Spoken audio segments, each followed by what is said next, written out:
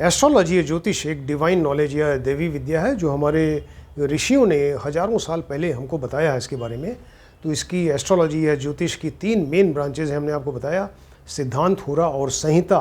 संहिता को mundane astrology भी कहते हैं। तो आजकल मुंडेन एस्ट्रोलॉजी के बारे में आपको बता रहे हैं।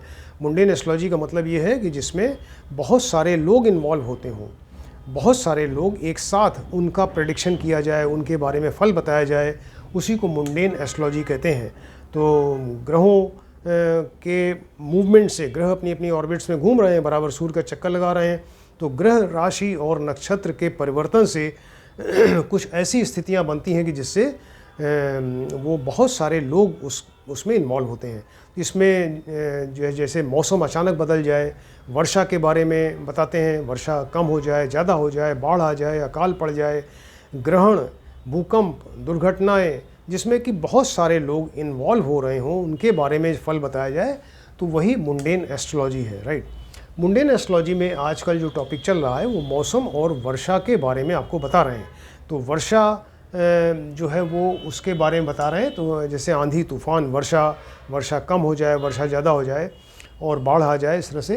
तो आज जो टॉपिक है वो आंधी तूफान के ज्योतिषी योग बता रहे हैं आपको। तो इसके पहले जो हमने आपको बताया वो नव संवत्सर कुंडली या नववर्ष कुंडली उसी कहते हैं, आर्द्रा प्रवेश कुंडली, सप्तनाड़ी चक्र, रोहिणी प्रवेश चक्र, इन सब मेथड से भी वर्षा का, मौसम का अनुमान होता है, बहुत सही अनुमान होता है। लेकिन उसके अलावा ऋषियों ने कहा कि ये ग्रहों के मूवमेंट से, उनकी गोचर से, ट्रांजिट से जो राशियां और नक्षत्र बदल रहे हैं बराबर, और ग्रहों का आपस में जो युति है यानी कंजंक्शन, एक साथ आ जाते हैं, या आपस में जो उनकी दृष्टि है, एस्पेक्ट है, उसकी वजह से भी ये आंधी तूफान के बारे में आप बता सकते हैं, अनुमान लगा सकते हैं। उसी को ज्योतिषी योग कहते हैं, राइट, उसी को ज्योतिषी योग कहा जाता है। तो आंधी तूफान से रिलेटेड जो कुछ ज्योतिषी योग हमारे ऋषियों ने बताए हैं, ये हम आपको बताते हैं इंपॉर्टेंट योग। कि जैसे सूर्य राहु के साथ आ जाए, सूर्य अगर राहु के गोचर में चलते चलते सूर्य और राहु एक साथ आ जाएंगे तो उस समय आंधी तूफान, भवंडर आदि का खतरा होता है। इसके अलावा सूर्य और चंद्रमा पर राहु मंगल शनि की दृष्टि हो जाए, राहु मंगल शनि के यहाँ ये क्रूर ग्रह हैं, तो सूर्य और चंद्रमा पर अगर राहु मंगल शनि की दृष्टि हो जाएगी तो उस केस में आंधी तूफान का खतरा होता है। और बताया कि सूर्य पर बने धब्बों की संख्या अचानक बढ़ जाए, तो इस चीज़ को तो वराह मिहिर ने बताया था। वराह मिहिर एक बहुत बड़े ज्योतिषाचार्य हुए हैं भारतवर्ष में।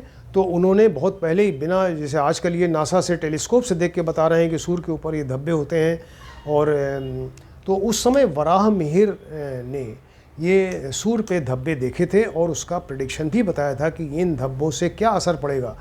तो उन्होंने कहा, वराह मिहिर ने, कि अगर सूर्य के बने जो धब्बे हैं, सूर्य पर धब्बे हैं, अगर ये अचानक संख्या में बढ़ जाएं तो उस समय आंधी तूफान आने का खतरा रहता है।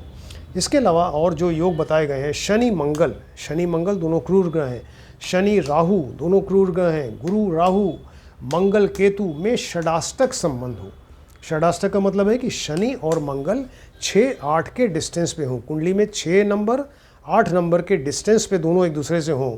तो शनि मंगल, शनि राहु, गुरु राहु या मंगल केतु षडाष्टक पोजीशन में हो, 6-8 के डिस्टेंस पे हों, और 4-8-12 राशियाँ, 4-8-12 राशियाँ क्या हैं? कर्क, वृश्चिक और मीन राशियाँ, यानी ये जलीय राशियाँ हैं, वाटरी राशियाँ, अगर शनि मंगल से पीड़ित हों, तो ये पूरा एक योग है कि शनि मंगल, शनि राहु, गुरु राहु, मंगल केतु में षडाष्टक संबंध है, 6-8 का संबंध है, और 4-8-12 राशियाँ यानी जलीय राशियाँ, वाटरी राशियों के ऊपर शनि मंगल की दृष्टि हो, या इसमें बैठ जाएं वो शनि मंगल आके, तो फिर ये आंधी तूफान आने का एक अनुमान लगाया जाता है, राइट। इसके अलावा बताया कि नव संवत्सर कुंडली, ये पहले आपको बता चुके हैं, नव संवत्सर कुंडली में 3, 7, 11 राशियाँ, 3, 7, 11 क्या है? मिथुन, तुला और कुंभ राशियाँ, राइट।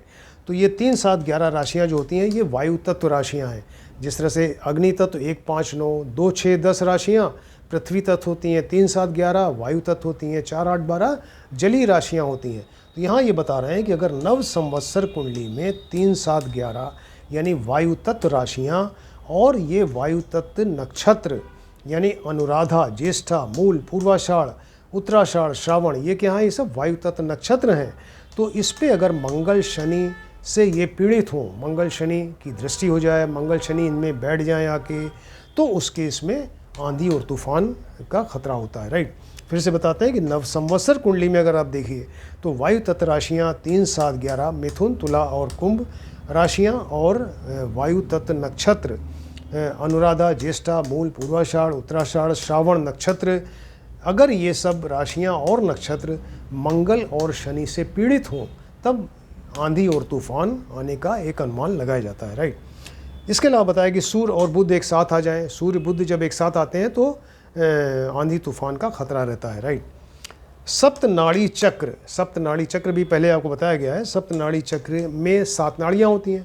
तो पहली नाड़ी होती है प्रचंड नाड़ी, राइट। तो सप्तनाड़ी चक्र की प्रचंड नाड़ी में 2 या ज़्यादा शुभ या पाप ग्रह आ जाएं।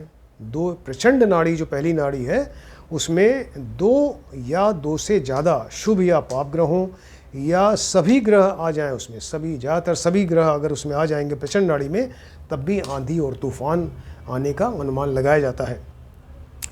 गुरु और राहु में संबंध हो जाए, गुरु राहु में संबंध का मतलब वो युति, या तो एक साथ बैठ जाए, कंजंक्शन गुरु राहु, या आप उनकी एक दूसरे पर दृष्टि हो जाए। तो गुरु और राहु में युति या दृष्टि का संबंध हो, और गुरु से केंद्र में यूरेनस और शनि आ जाए।